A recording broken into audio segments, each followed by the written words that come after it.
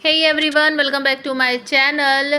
सागरिका ने कान भरे हैं वेद और आरती के और कहा है कि सच में भगवान ऐसी माँ तो किसी को भी ना दे। और मुझे तो ऐसा लगता है कि वो इस जन्म में तेरी शादी तो ना बिल्कुल भी वेद से नहीं कराएगी आरती। तो आरती को कहीं ना कहीं ऐसा लगता है कि सच में मेरी माँ ने अब मुझे घर से बाहर निकाल दिया है, तो अब वो मेरी शादी बिल्कुल भी नहीं करवाएगी। तो आरती अंजलि अवस्थी के अपकमिंग एपिसोड में आप सबको देखने को मिलेगा कि जैसे ही आरती वेद के साथ पहुंचती है राघव सिंह राजपूत के पास, तो सागरिका ये सब देखकर बहुत खुश हो जाती है और उसे ऐसा लगता है कि जो आग मैंने लगाई थी वो बिल्कुल सही रास्ते पर जा रही है। और अब इस आग में घी का काम मैं ये कर देती हूँ कि अगर हमें उस कातिल का पता लगाना है कि वो कौन है, तो हमें एक काम करना पड़ेगा आरती। तो आरती को कहती है कि तेरे बाबा का जो कातिल है ना, जैसे कि अंजलि कह रही है, तुम्हारी माँ कह रही है कि मेरे पास आई विटनेस है, तो हमें ना उस आई विटनेस का पता लगाना चाहिए। अगर वो आई विटनेस हमारे हाथ लग गया ना, तो हम उसे अपने फ़ायदे के लिए यूज़ करेंगे।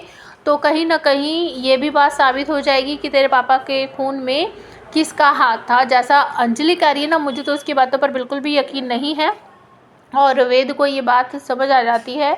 आरती कहती है कि हाँ, सच में ऐसा ही करना पड़ेगा, हमें पता लगाना चाहिए कि आखिर वो आई विटनेस है कौन और वो कहाँ पर है। मतलब अगर हमने उसको पता लगा लिया, ढूंढ कर निकाल लिया, तो हो सकता है कि वो इस केस में हमारी मदद करे और फिर तेरी शादी वेद से बहुत आसानी से हो जाएगी। तो इसी बात का फ़ायदा उठाते हैं राघव सिंह राजपूत और वो अंजलि के पास फ़ोन कर कर कहते हैं कि अब तो तुझे मुंह की खानी पड़ेगी, क्योंकि आरती को तूने खुद ही घर से बाहर निकाल दिया है। अब चाहे दुनिया इधर की उधर हो जाए, मैं ये कोर्ट में साबित कर दूंगा कि वेद की शादी पहले हुई थी तो वो आरती के साथ हुई थी। कली के साथ उसका कोई भी कनेक्शन नहीं है, कली के साथ उसकी कोई भी शादी नहीं हुई है और हम फिर से उसकी शादी करवाएंगे। और इस बार तो तूने सगाई रोक दी थी, नहीं हो पाई, लेकिन आगे हम उसकी धूमधाम से शादी करेंगे।